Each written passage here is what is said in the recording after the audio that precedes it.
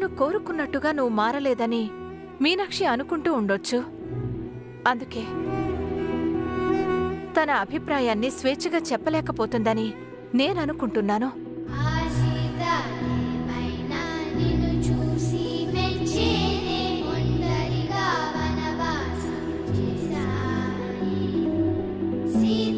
తను అనుకున్నట్టు నువ్వు ఉండగలిగితే మీనాక్షి తప్పకుండా నీతోనే ఉంటుంది దేవ్. నువ్వు ఆ నమ్మకాన్ని మీనాక్షికి కలిగించాలి.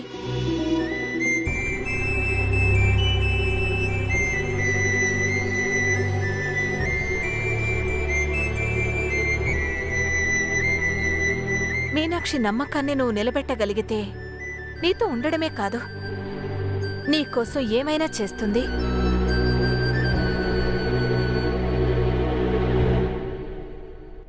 ఇప్పుడున్న పరిస్థితుల్లో మనం మీ నాన్నగారి దగ్గరికి వెళ్ళాలి.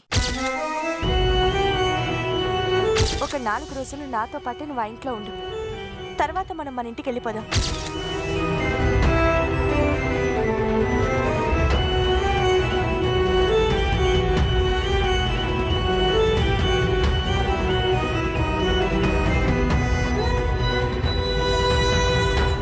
అమ్మా, ఇక్కడున్నావేంటి?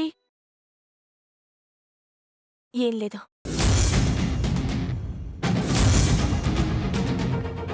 నువ్వు ఎవరి గురించి ఆలోచిస్తున్నావో నాకు తెలుసమ్మా.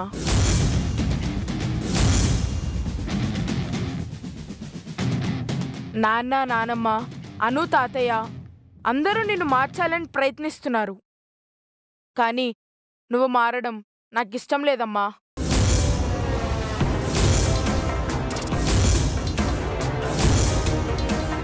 వాళ్ళందరి కోసం నువ్వు ఆలోచించక్కర్లేదు. మనం వెళ్ళిపోదామమ్మా. మనం మన ఇంటికి వెళ్ళిపోదామమ్మా. నాతో ఉండొద్దమ్మా. వెళ్ళిపోదాం రా అమ్మా. వెళ్ళిపోదామని నువ్వు నాకు మాట ఇచ్చావమ్మా. వెళ్ళిపోదాం రా అమ్మా.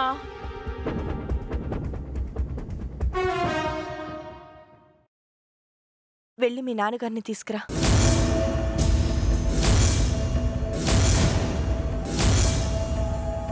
అమ్మా, మీ నాన్నగారిని ఒకసారి వెళ్ళి తీసుకురా. ఇంకెవరూ వద్దు.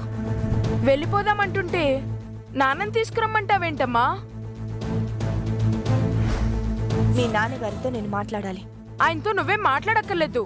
వెళ్ళిపోదాం రా అమ్మా. జై, తీసుకురమ్మని చెప్తున్నానుగా. వెళ్ళి తీసుకురా. జీవితంలో ఒక ముఖ్యమైన నిర్ణయం తీసుకోబోతున్నాను. ఆ నిర్ణయం తీసుకునే ముందు మీ నాన్నగారితో ఓసారి మాట్లాడాలి. వెళ్ళు. అది కాదమ్మా. నువ్వు జై, అమ్మ మాట అంటే లెక్కలేదా నీకు? వెళ్ళి తీసుకురా. జై, అది ఇక్కడ అందరి ముందు మాట్లాడాల్సిన విషయం కాదు. నేను గుడికి వెళ్తున్నాను. మీ నాన్నగారిని అక్కడికి తీసుకురా.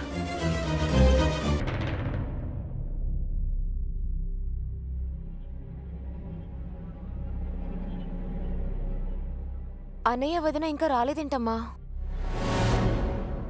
మీనాక్షి దేవుని గుడికి రమ్మంది అంటే ఏదో ముఖ్యమైన విషయం మాట్లాడడానికే అయ్యుంటుంది.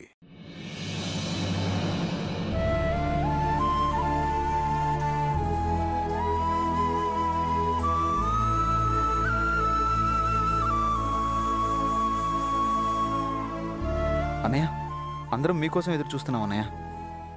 నాన్న, అమ్మేం చెప్పిందన్నా? మీనాక్షి తన అభిప్రాయం చెప్పడానికే నిన్ను గుడికి రమ్మని ఉంటుందని మేమందరం అనుకున్నాం. ఎంతకీ ఏం చెప్పింది బాబు?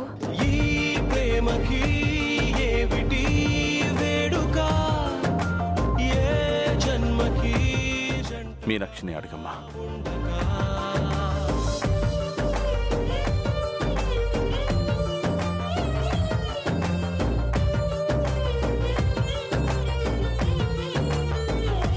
ఇంతకీ ఏం జరిగింది మీనాక్షి? అంతా మంచే జరిగింది అత్తయ్య. అంటే? నేనొక నిర్ణయం తీసుకున్నాను అత్తయ్య.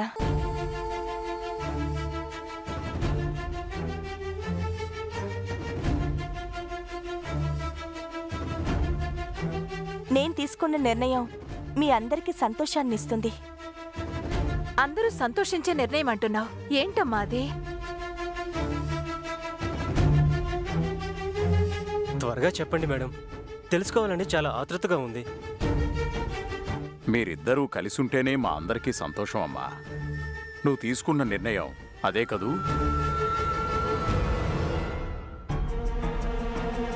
చెప్పమ్మా అదేంటో.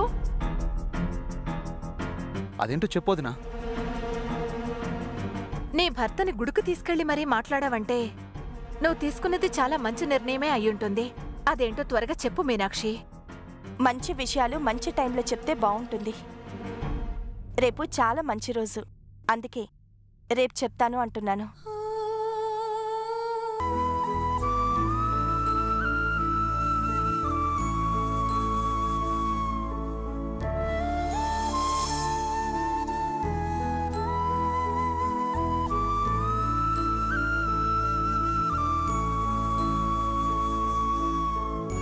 బాబు,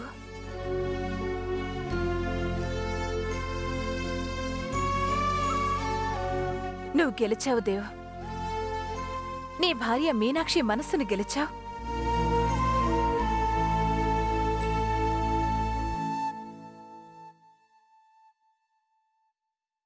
రేపు మీ పెళ్లి రోజంట కదా. మంచి రోజు మంచి విషయం చెప్తానని మీనాక్షి అంది. మీనాక్షి అలా అన్నందుకు మేమంతా చాలా హ్యాపీగా ఉన్నాం. నువ్వు మాకన్నా హ్యాపీగా ఉంటావనుకుంటే ఇలా డల్గా ఉన్నావేంటి బాబు?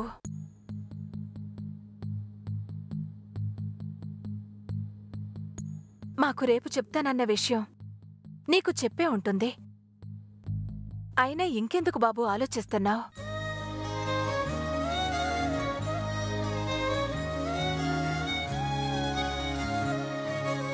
ఏం చెప్పలేదమ్మా.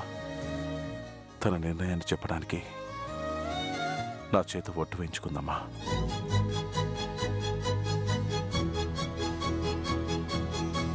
ఒట్టా?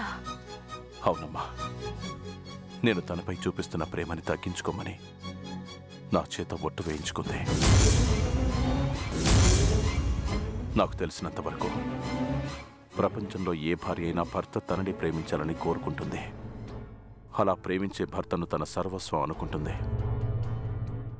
తనను అమితంగా ప్రేమించే భర్త కోసం ఎలాంటి త్యాగం చేయడానికైనా సిద్ధపడుతుంది.